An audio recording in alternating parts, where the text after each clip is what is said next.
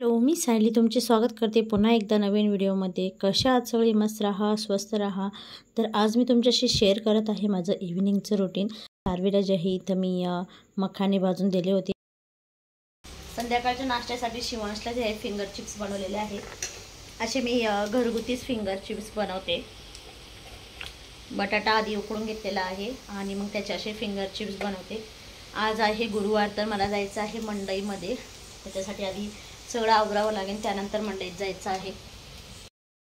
आणि शिवांसाठी जे आहे इथे मी हे असे फिंगर चिप्स बनवत होते। तर हे फिंगर चिप कसे केले ते मी सांगते। बटाटे जे आहे हाफ बॉईल असे उकडून घेतलेले होते। त्याचे जे आहे मी अशा प्रकारे छोटे छोटे बटाट्याचे काप केलेले होते आणि हे जे बटाट्याचे उभे काप आहेत हे जे मी तेलामध्ये फ्राय करून घेतले। हॉटेलमध्ये किंवा मॅकडीमध्ये फ्रेंच फ्राईज खातो त्याचप्रमाणे हे असे छानसे यमी फ्रेंच फ्राईज झालेले होते। काय केलं?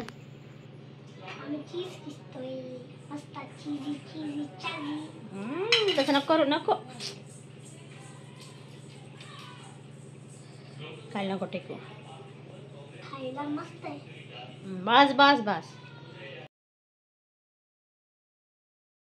तुम्हीही मुलांना असे फ्रेंच फ्राईज नक्कीच बनवून द्या। मुलांना असे फ्रेंच फ्राईज खूप आवडतात। त्याचं खाण्यापेक्षा घरी बनवून खाल्लेलं कधी पण चांगलंच। आणि चहाशिवाय संध्याकाळ कशी पूर्ण होईल म्हणून जे आहे सगळ्यात आधी चहा करून घेतला। एक साईडला मी जे आहे वरण भाताचा कुकर लावला होता आधीच, आणि त्यानंतर दुसऱ्या कुकरमध्ये मी भाजीही करून घेतली आणि मग चपात्या वगैरे सर्व काही जे आहे पटपट आवरून घेतला, जेणेकरून जायला उशीर नको व्हायला। स्वयंपाक करून गेले की मग आई असतात घरी, मग आई मुलांना आणि ह्यांना जे आहे जेवायला देतील, जेणेकरून आलं की पटपट आवरायला होईल। भाजी आणण्यासाठी गेले होते। तर इथे जे आहे आठवड्यातून एक दिवस भाजी मंडई भरते। पिंपरीमध्ये खूप मोठी भाजी मंडई आहे, पण ही जी आहे आठवड्यातून एक दिवस भाजी मंडई भरते। नगरसेवकांद्वारे ही जी भाजी मंडई आयोजित केलेली आहे। तर आता शहरातल्या प्रत्येक ठिकाणी ही अशी भाजी मंडई असते, आठवड्यातून एक दिवस असते। आमच्या इथेही एक दिवस असते। त्याचप्रमाणे राटणी, पिंपळे सौदागर, वाकड ह्या ठिकाणी ही अशा प्रकारची भाजी मंडई आठवड्यातून एक दिवस गावांना भरवली जाते। तर मी आले होते भाजी घेण्यासाठी। तर पाहू शकता इथे खूप सारे स्टॉल आहेत आणि खूप छान छान ताज्या ताज्या भाज्या मिळतात इथे, म्हणून जे आहे आम्ही शक्यतो इथं येणंच पसंत करतो।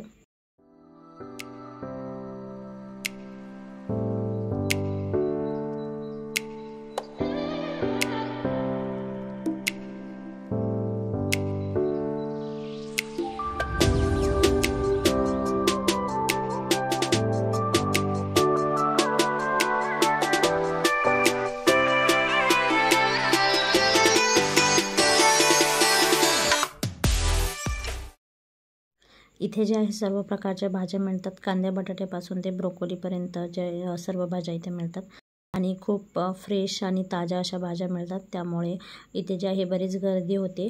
सध्या आता ऊन असल्यामुळे जे आहे 5:30च्या नंतरच ही मंडई भरते आणि संध्याकाळी 10 वाजेपर्यंत मंडई असते।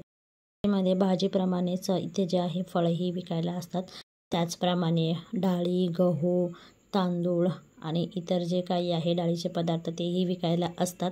दुधाचे पदार्थही येथे विकायला असतात, जसं की ताक, दही आणि गाईचं तूप, म्हशीचं तूप, त्याचप्रमाणे खरवस, पनीर, खवा आणि जे कंदी पेढे आहे तेही विकायला असतात।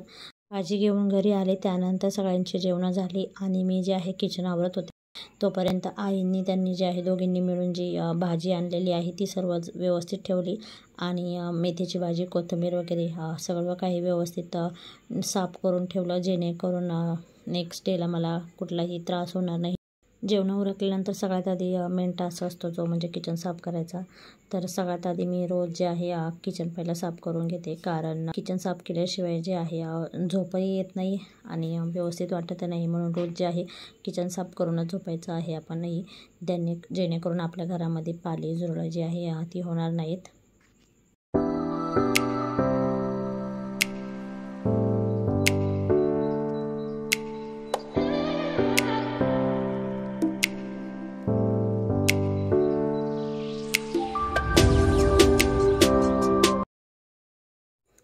रोज संध्याकाळी जे आहे मी किचन व्यवस्थित क्लीन करूनच झोपते, जेणेकरून सकाळी जे आहे उठल्यानंतर आपल्याला जे आपलं किचन स्वच्छ दिसतं आणि फ्रेशही वाटतं। सकाळी कामाची गडबड असते, मुलांची शाळेची डब्याची गडबड असते, तर रात्री जे आहे किचन व्यवस्थित क्लीन करूनच झोपायचं आहे. आणि सकाळी जे आहे मग आपली धावपळ होत नाही. सकाळी उठल्यानंतर किचन क्लीन असेल तर आपल्यालाही फ्रेश वाटते आणि कंटाळाही येत नाही. तर संध्याकाळी जे आहे मी इथं सगळ्यात आधी जे आहे भांडी व्यवस्थित घासून घेतलेली आहे आणि थोडा वेळ भांडी निथळल्यानंतर जे आहे इथं मी खाली जाळीमध्ये ठेवते भांडी, जेणेकरून भांडी जी आहे ती रात्रभर व्यवस्थित निथळतील आणि सुकतील. मग सकाळी जे आहे आपल्याला जी भांडी हवी असेल ती आपल्याला घेता येईल, म्हणून जे आहे रात्रीच व्यवस्थित भांडी वगैरे घासून ठेवते. आणि किचन ओटा जो आहे तोही व्यवस्थित क्लीन करून ठेवते रात्री. रोज रात्री जे आहे ते माझं असं जे आहे रुटीन असतं.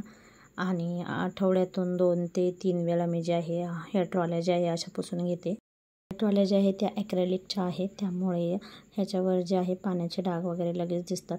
त्यामुळं आठवड्यातून 2 ते 3 वेळा ह्याला क्लीन करावेच लागते, जेणेकरून डाग वगैरे काही दिसत नाही. आणि वरच्यावर साफ केलं तर जे आहे किचन ट्रॉल्याही घाण होत नाही. अशा प्रकारे रोजचं माझं जे आहे संध्याकाळचं इव्हिनिंगचं रुटीन असतं.